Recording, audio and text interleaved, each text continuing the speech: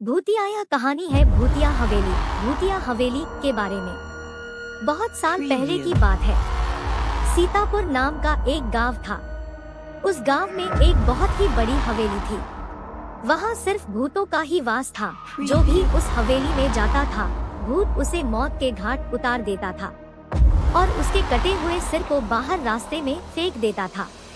जी, ताकि लोग समझ जाए कि इस हवेली पर सिर्फ मेरा राज चलेगा और किसी का भी नहीं। इसी डर से लोग वहां कभी नहीं जाते थे और इसीलिए उसे खूनी हवेली भी कहा करते थे। उस हवेली, भूतिया हवेली में रहने वाले भूत ने इतना दहशत फैला रखा था कि लोग उस हवेली के आसपास भी जाना नहीं चाहते थे।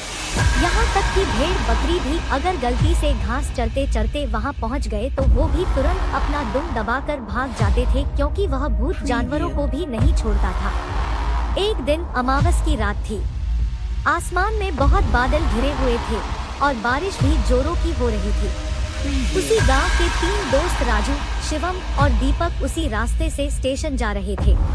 उन्हें शायद उस हवेली और उस रास्ते के बारे में कुछ पता नहीं था। रात के 1:15 का ट्रेन का समय था और ये तीनों करीब 8 बजे के लगभग घर से निकल गए थे। बारिश इतनी ज्यादा थी कि रास्ते में सामने का कुछ दिख नहीं रहा था। उनकी गाड़ी उस हवेली से होकर गुजर रही थी। सामने पूरा अंधेरा था और आसमान में बिजली जैसे ही चमक रही थी। वह हवेली और भयानक लग रही थी। तीनों की किस्मत इतनी खराब थी कि उनकी गाड़ी उस हवेली के ठीक सामने ही आकर खराब हो गई।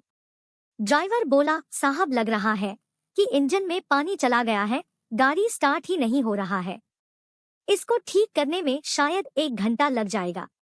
तब तक आप लोग इस हवेली में जाइए, जैसे ही गाड़ी ठीक हो जाएगी मैं आप लोगों को वापस बुला लूं। ड्राइवर की बात सुनकर राजू, शिवम और दीपक हवेली के अंदर चले गए। हवेली बहुत ही सुंदर और चमकदार थी। अंदर थोड़ी सी रोशनी थी और ऊपर सीढ़ियों से एक बूढ़ा सा आदमी एक हाथ में लाठी और दूसरे में लालटेन लेकर नीचे उतर रहा था। राजू ने उससे पूछा, बाबा क्या हम यहाँ थोड़ी देर रुक सकते हैं? बाहर बहुत तेज बारिश हो रही है और हम इस तेज बारिश के वजह से बीच रास्ते में फंस गए हैं। यह कहानी है भूतिया हवेली के बारे में। भूतिया हवेली। उसने पहले तो उन तीनों को गौर से देखा और बोला, ठीक है रुक जाओ। फिर जब वे तीनों हॉल में पहुंचे तो उन लोगों ने देखा कि हवेली बहुत ज्यादा बड़ी थी और उससे कई गुना ज्यादा खूबसूरत भी थी। वहां एक दीवार पर एक आदमी की बहुत बड़ी तस्वीर लगी हुई थी, जिसकी बड़ी सी मूंछें, एक हाथ में तलवार और दूसरे हाथ में पहले जमाने के तरह बंदूक था। एकदम राजा की तरह, और उस तस्वीर को देखने में डर महसूस हो रहा था। ऐसा लग रहा था कि ये कोई मामूली तस्वीर नहीं है। दीपक ने तुरंत उस बाबा से पूछा, बाबा क्या आप इतने बड़े हवेली में अकेले रहते हो और इस तस्वीर में ये आदमी कौन है?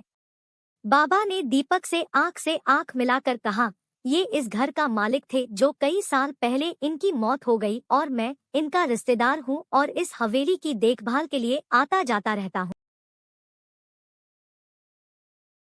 साथ में पानी लाए थे, लेकिन एक ही घुट पीने में सब पानी खत्म हो गया।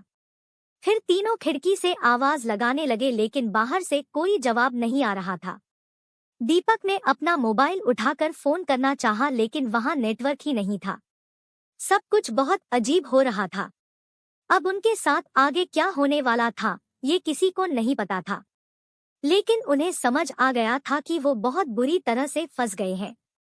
पूरा 1 दिन और 1 रात बीतने के बाद उनके कमरे का दरवाजा खुला। बाहर पूरा सन्नाटा था और जो बाबा उनको मिला था उसका भी कोई पता नहीं था।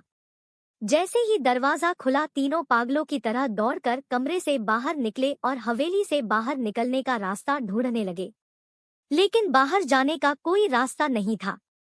फिर सब लोग ऊपर चले गए और वहां से नीचे कूदने का सोचा, लेकिन हवेली इतनी ऊंचा था कि उन लोग का हिम्मत ही नहीं हुई। उदास होकर सभी वापस नीचे आ गए। सबको बहुत तेज भूख और प्यास लगी थी।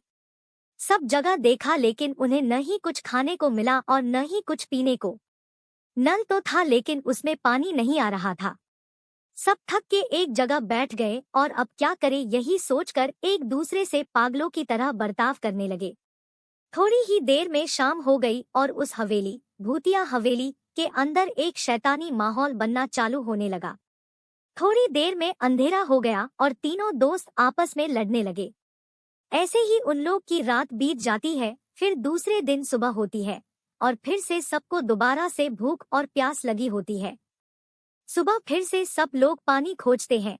तभी अचानक शिवम का पैर सीढ़ियों से फिसल जाता है और उसके पैर से खून निकलने लगता। खून को देखते ही राजू